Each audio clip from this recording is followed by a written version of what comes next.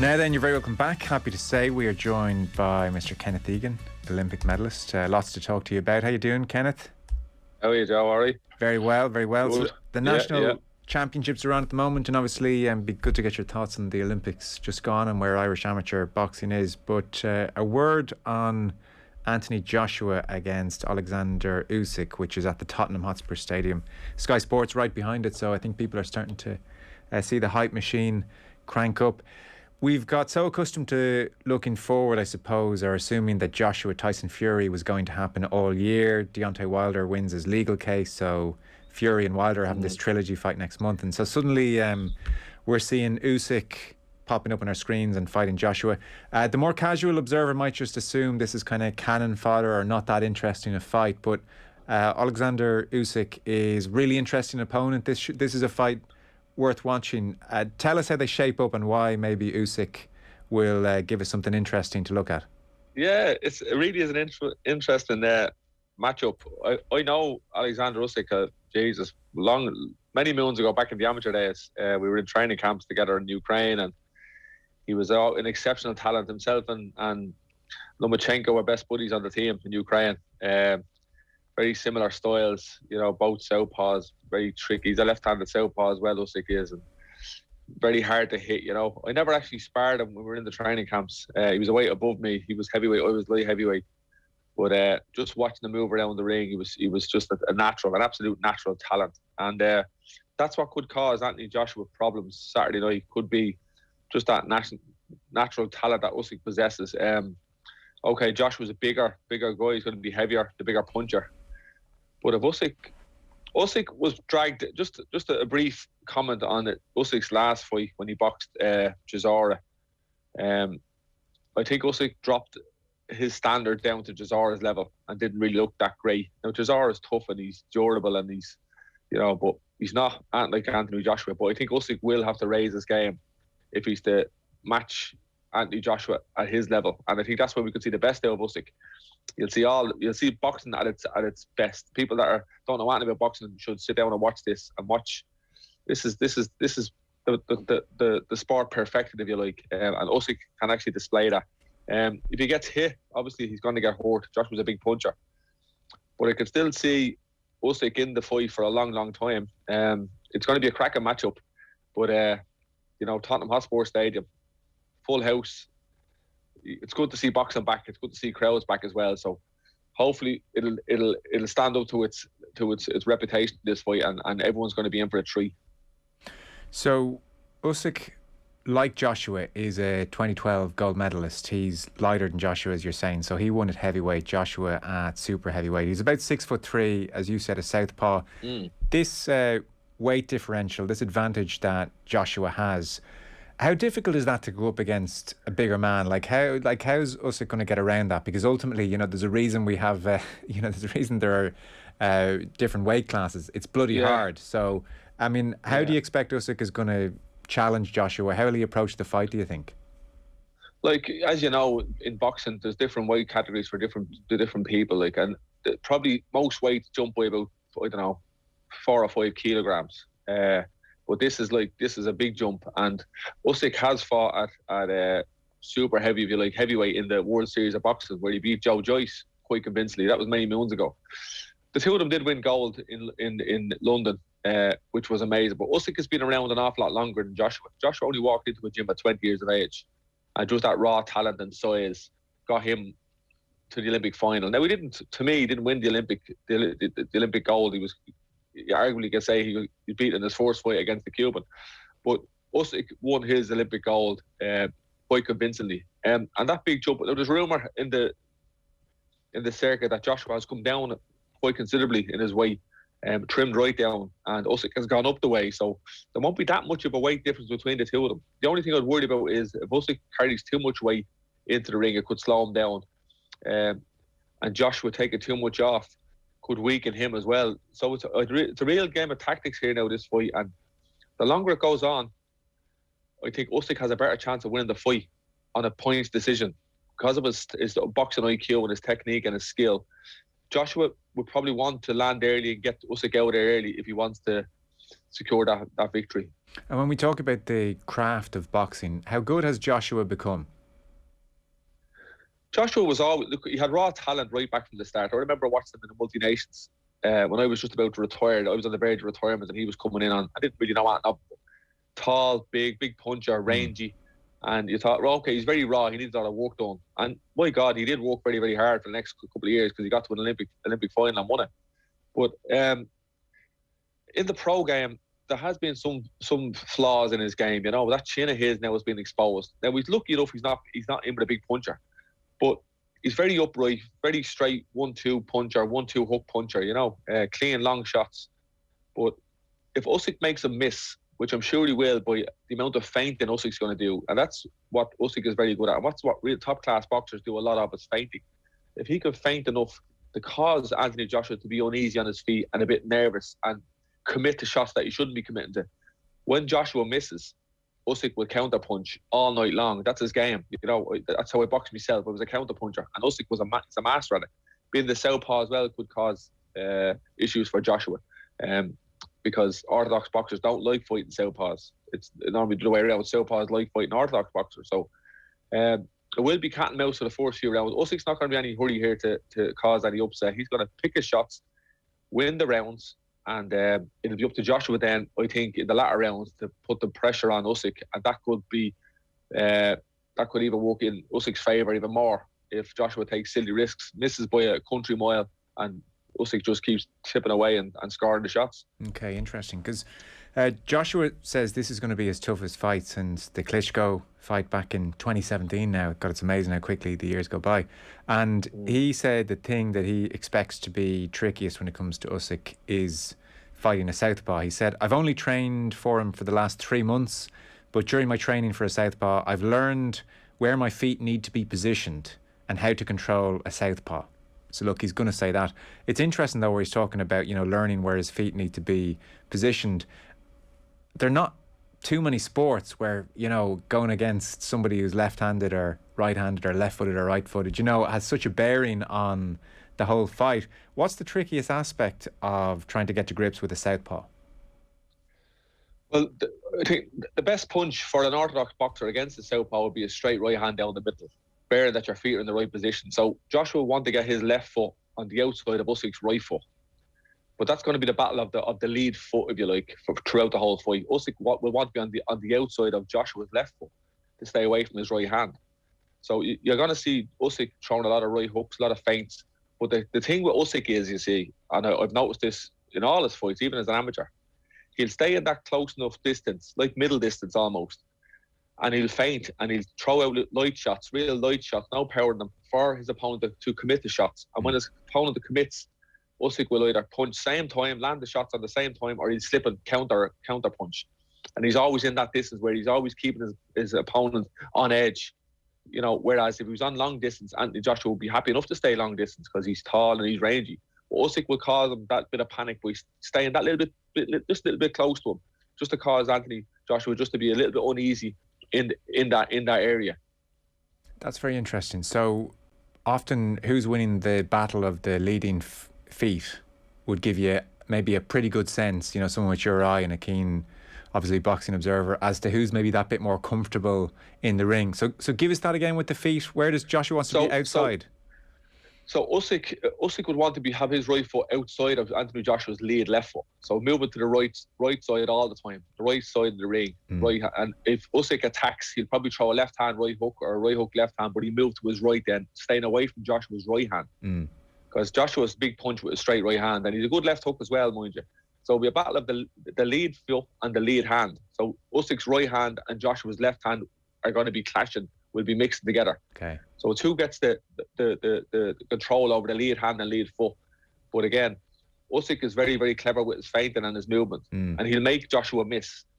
You know, I can't see Joshua making Usyk miss too much because he's too big, he's too solid. So I think Usyk, yeah. I was going to say, in your experience, what tends to decide who wins that battle to gain control of the outside hand and the outside foot? Well, I think with Joshua, he'll have to land a straight right hand down the middle at some stage, whether it's the head, the chest, or the body, anywhere at all. But I think, as I said, as the fight goes on and Usyk keeps playing those games with the lead foot and making Joshua miss and counter punching, Because every time Joshua commits to a shot, because he's so big, the shots are going to go all the way out. They have to come all the way back. By the time they come back, if Usyk is scoring those little sharp shots, he's getting the points, he's winning the rounds. And the more rounds he does that, the more frustrated Joshua's going to be. Then the more that Joshua's going to come steamrolling and play into Usyk's hands by just coming forward and throwing shots, big bombs. Usyk will have no problem avoiding these. He's been in the ring for I don't know how many years. He knows exactly what's coming at him.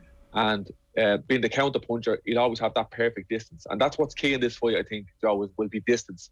You'll see with Usyk, he's always just ready. He's always just waiting. As soon as you miss, and by God, if you miss, he's gonna punish you. He won't let you away with missing and just walking away. When you miss, he will punish you.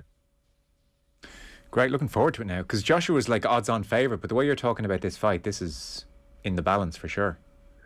But like, if I was a betting man, I would give it to Joshua on his power and his size, because Usyk is not heavyweight. Let's call a spade here. Yeah. He's done all his strength conditioning. He's gone up a weight, he's eating right, and he's gone up to over 200 pounds. That's fair enough.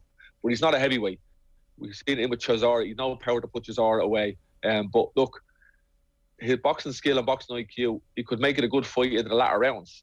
Can he keep Joshua off for 12 rounds? It's a long time to keep a big man off you. Even when they're going to be in clinches, and I'm sure they will, Joshua will be draining Usyk's energy, pulling and dragging, you know, the type of way. Yeah. And for Usyk to maintain that kind of a strength and stamina throughout the 12 rounds, you're in against a bigger man. And the fact that Usyk can't hurt Joshua with his shots, there are going to be lots of shots, punches and bunches, but he won't actually have a shot that's going to startle Joshua unless Joshua gets tired and Usyk can pick him off at will, which could happen at some stage. But all it takes is one punch from Joshua and the fight could be over. Okay, great. Well, that's Saturday, Tottenham Hotspur Stadium. Last time I saw you were watching a replay of yourself and Peter Collins and Eric Donovan, and I think in your own words, you were like a walrus, which was one of the good lines of the games. I was supposed to say sea lion. Yeah. Oh, that was funny. Yeah, brilliant. Oh, that was great couple of weeks in RTE there looking at the games. Bit of crack. Are we happy with our haul? Are we happy with those games? Well, look, if we were told we get 2 at the start of the games, we would have been happy with, definitely, you know, with the whole qualifying process and the halt of everything and the you know, the delay. We done well to get the amount of boxes we did across the line first and foremost, and to get the 2 medals. Unfortunate for Aid Walsh and his injury. Like who would have even dreamt up that scenario? But look, Kelly, brilliant girl, well produced, fine performances even in our final. And look, 2 medals is great. 2 medals is fantastic, and now it's just rebuilding again now and getting ready for Paris, which is only 3 years away. 2.5, 3 years, yeah. So Kelly Harrington said she's staying amateur. Do you think that's a good decision? Yeah, fully support and agree with her decision. I'm delighted she said that, you know. Kelly she's a very marketable young girl. She didn't take too much punishment in the Olympic Games. She never does in any of her fights, so there's no reason why she can't go out there and perform in 3 years' time and try and defend that Olympic gold medal that she's won. So I think it's a good decision. She's a good team around her. She's very grounded, level-headed. You know, she's marketable. She'll make a few euro over the next couple of years. That's what it's about for her, you know. And who knows, if she defends that Olympic title again, it'll be an amazing achievement. And she's putting herself in that position to do so by staying amateur. I know there was talk of her fighting Katie Taylor in Crow Park and all. It's fantasy world stuff, you know. Who knows if Katie be still boxing 2 or 3 years' time, you know. For the people that are sitting on the couches, we'd all love to see that, but in reality, I don't think it's a runner at all, you know.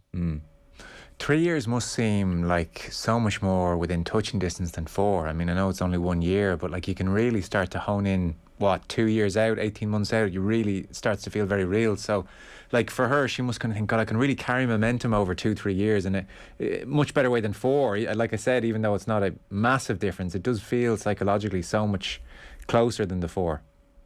Yeah, but I think it's important for her now to sit down and take a break, which I'm sure she has. She went on holidays and just took it easy for a while and reassess.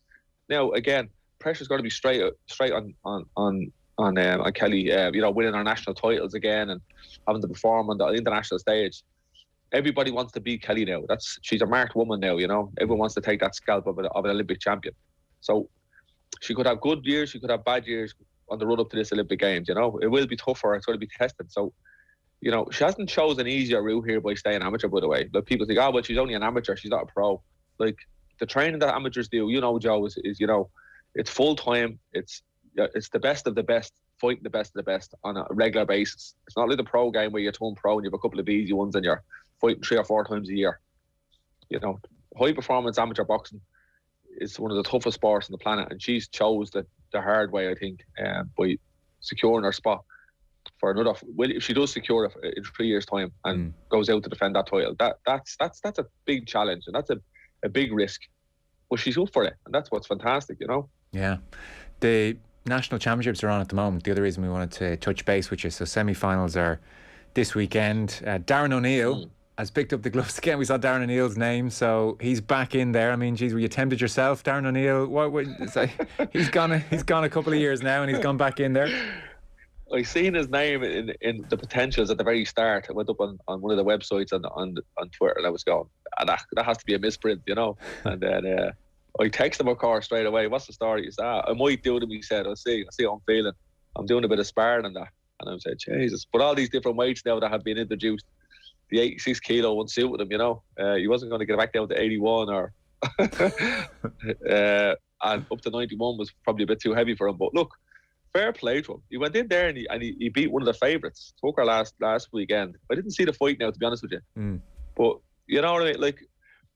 Like on the good side, it's great to see him. And an Irish title is an Irish title. Let's call it spade a spade. It's great. It's great that he's back in, and it brings a bit of spice to the seniors. But what's his appetite if he wins the senior title? Will he go out internationally again? Will he get time off work for camps? What's going to happen? I don't know. I haven't spoken to him in that depth. But look, it is what it is. He's in the seniors now. He's a great chance of winning them. I don't know how many titles he has yet, but I think he's this 7. is another one I'd say. I think we had plans. I think we'd 7. So he would have been captain of the team in 2012, wouldn't he? He would have been in London 2012. Yeah. So look, it's great. And he was always very talented anyway, and a big puncher, you know. Yeah. So he will get respect in the ring. Whenever he fights, he'll get respect. And the 86 kilos seems to suit him just nice. So look, hope to God he goes out and wins that senior title. That'll bring him up to 8 then. Fantastic, you know. Brilliant. There's obviously such a rich tradition in the country when it comes to boxing. To your eye, I mean, I don't know how much of, say, the national championships at the moment you've seen, but you'd have a feel generally for the talent level out there, the next generation maybe coming through with a view to Paris and LA in 2028.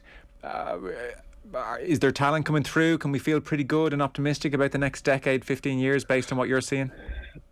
Yeah, look, I was speaking to Zor on a regular basis, you know, and he's very optimistic about Irish boxing, and you know, there is plenty of talent out there, north and south of the border, you know, and it's about nurturing it all the time and just keeping the young lads interested in the sport. COVID wasn't great for the last 18 months. Lots of lads I've heard of left clubs, have joined a different sport. But it's important that we nurture these kids and keep them interested. You know, we have talent there. There's plenty of talent, but it's nurturing it and getting the best out of these boxers, but the men and the women. But the seniors are going to throw up an interest. I know a lot of the lads that fought in the Olympics haven't entered, which is fair enough. They're taking a break. The World Championships then on in October. So things will start to settle again now. Once things start opening back up now, we'll have the seniors on again then next year. We'll have big entries in, and then we'll see what Ireland has to offer, what kind of pool we can pick from. But I think we're in a good place. Clubs are full again. You know, Kelly Harrington has done wonders again, getting kids back into clubs. And that's what we need. We need role models like that, keeping amateur boxing in the public eye, and getting more bodies into the clubs. Because the more bodies into the clubs, the better chance you have of finding talent, and then in turn then can go on then and represent in later years. A final one for you. So Darren ONeill back in there scratching an itch again. Do you ever spar yourself? Do you ever miss throwing a dig at someone's face or even taking a punch? I don't miss taking a punch. Joe, that's one thing I hate of mine. I didn't like getting hit, believe it or not. You were too pretty. That face had to be preserved. If someone hit me with a shot, you know, I'd be disgusted with him for hitting me. And then if I got hit with the same shot twice, I'd be disgusted with myself. But no, I wasn't one for taking much punishment, thank God, and I get out at the right time, you know. So, but sometimes you'd want to get in there and have a spar and move around. But I know my body won't allow me. You know, I live a comfortable life now, Joe. I take it nice and steady. I go for a few runs every now and again, a couple of 5k, 10ks. But them days of standing there toe to toe, trust me, the wars me and Darren ONeill had in the National Stadium, you would have paid big money to get and watch them. Right. fantastic stuff. We'd kill each other, and then at the end of it, we'd shake hands and say, "Jay, that was great." You know, absolute lunacy. Yeah. But that must be a great feeling, though, to do that. Oh, Jesus. It was great. All of us there together, myself, Darren Sutherland himself. We had war. I swear to God, they were like toe-to-toe stuff. Brilliant spars out now. But we brought each other on something fierce, you know. And that's what we needed. We needed top-class sparring. But I missed that type of stuff. Yeah. I missed the crack and the banter and the slagging and all, you know. But yes. And the sense that you're all... and move on, you know. Yeah, the sense that you're all improving and bringing each other on must be lovely. Yeah. Jesus, yeah. Anyway, we're talking here like two old men. Thanks very much for that. Appreciate it. Kenneth Egan, thank you. Thanks a lads. Take care. Cheers.